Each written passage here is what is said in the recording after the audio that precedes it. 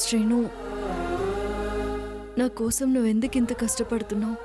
నీకోసం చేయకపోతే ఇంకెవరి కోసం చేస్తాను?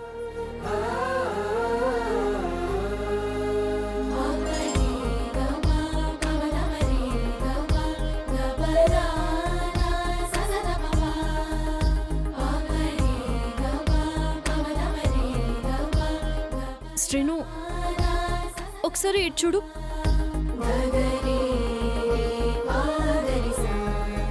పాప ఆపరేషన్ కోసం రామ సోషల్ మీడియాలో పోస్ట్ పెట్టింది.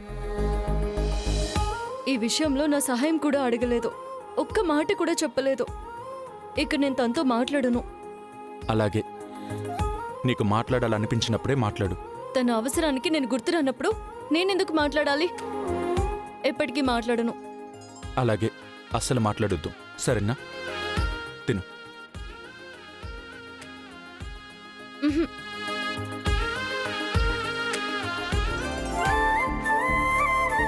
ఆద్య, కాలెలా ఉంది?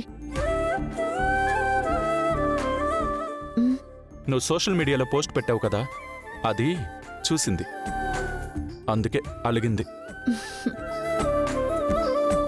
అయితే అదే ఈరోజు నాతో మాట్లాడదనుకుంటా. నేనెందుకు మాట్లాడాలి? నాకు నీతో ఏం సంబంధం ఉందని మాట్లాడాలి? అమ్మాయి గారు బాగా అలిగారు. ఆ విషయం అర్థమవుతుంది. సరే, నువ్వు మాట్లాడకపోతే నేనింకా ఇక్కడేం చేస్తాను? వెళ్తా. రామా,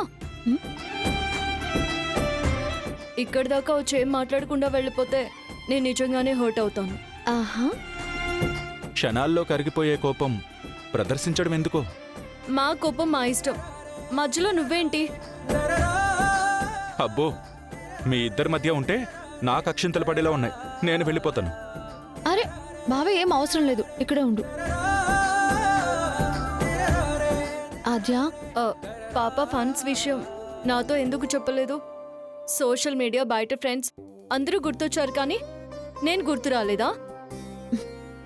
అడగకూడదని కాదాద్య, ఆ రోజు నాన్నని అడగాలనే వచ్చాను.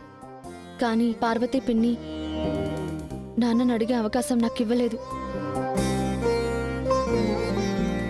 ఆ రోజు నీ లెగ్ కండిషన్ కూడా అస్సలు బాలేదు. అందుకే ఆ టైంలో అడగకుండానే అక్కడి నుంచి వెళ్ళిపోయాను.